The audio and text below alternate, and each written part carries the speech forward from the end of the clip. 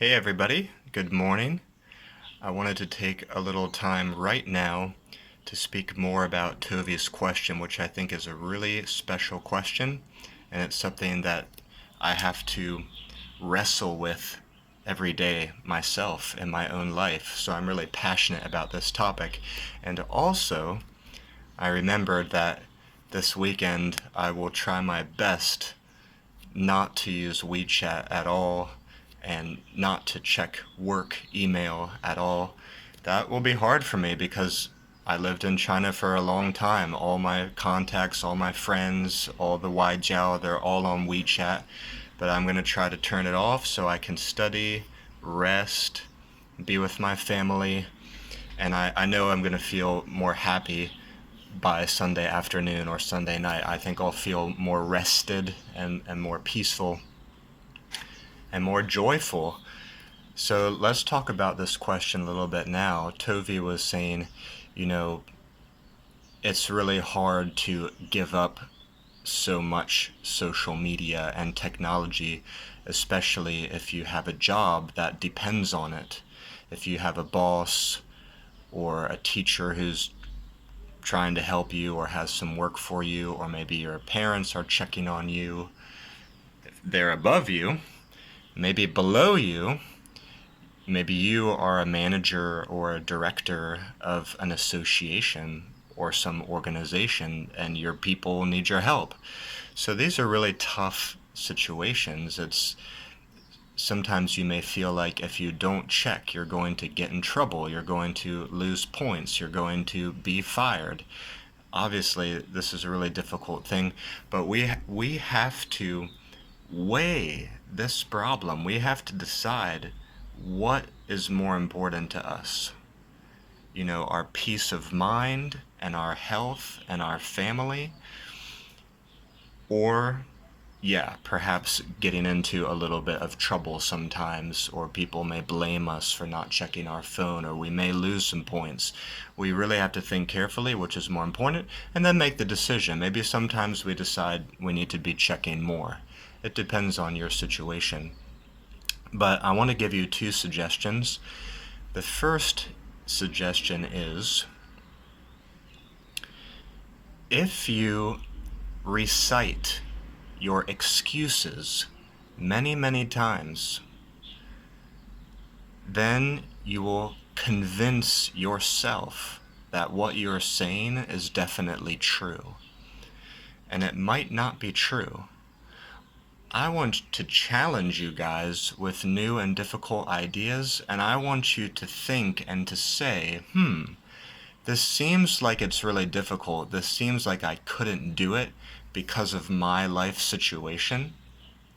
I want you to try to not say that and instead say, I see the logic here. I see Matt's reasons here. Let me see how I can try at least some of these ideas and integrate them into my life. Let me experiment with this. Let me give it a try.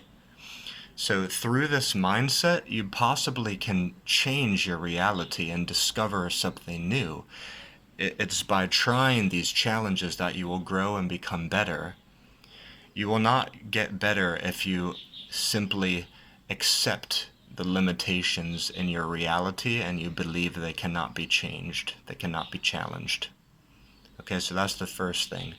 Remember that if you recite your excuses long enough, you will hypnotize yourself into believing that your excuses are true. Well, they might be true for you, but they might not be true for that other student. They might not be true for me, because we're willing to try to fight this battle. Okay, and the second thing is a more practical idea. I just had it this morning, and that is start small. Why don't you create some, maybe we can call them no technology islands or no social media islands. You know the island, right?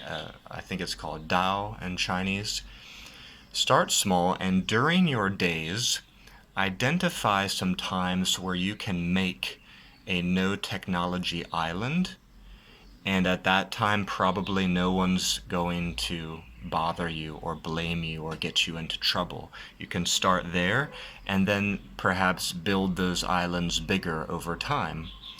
So, for example, maybe you can decide that during your eating times, during your meal times, no phone. Okay, you can start there. You can talk to your friend. You can talk to someone in the Tangwan, make a new friend. You can talk to the Laoban. You can talk to the chef.